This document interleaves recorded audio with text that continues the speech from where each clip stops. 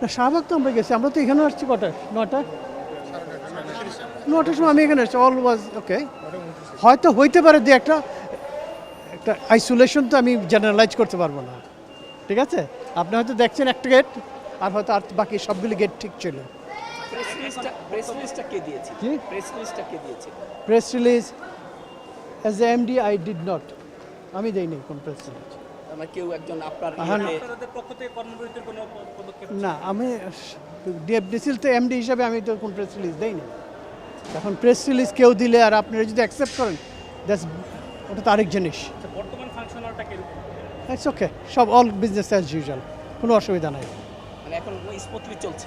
চলছে সব যাতে যাতে কোনো অসুবিধা নেই। আমাদের যেটা ফোকাস ছিল সকালে হয়তো 1-2 জন গ্যাসের ট্রেনের টিকিট যেটা বললেন, যাতে কাস্টমারের কোনো অসুবিধা না হয়। কিন্তু এই যে সিচুয়েশনটা হলো, এটা নিয়ে কোনো তদন্ত করবেন কিনা? তদন্ত কমিটি অলরেডি করা হয়েছে, কয় সদস্যের? 3 সদস্যের মিনিস্ট্রি থেকে হাই পাওয়ার কমিটি একটা করে দেওয়া হয়েছে অলরেডি, যেখানে পুলিশ থাকবে, আমি থাকবো বা আমরা টিম থাকবে, আর মিনিস্ট্রি থেকে লোক থাকবে।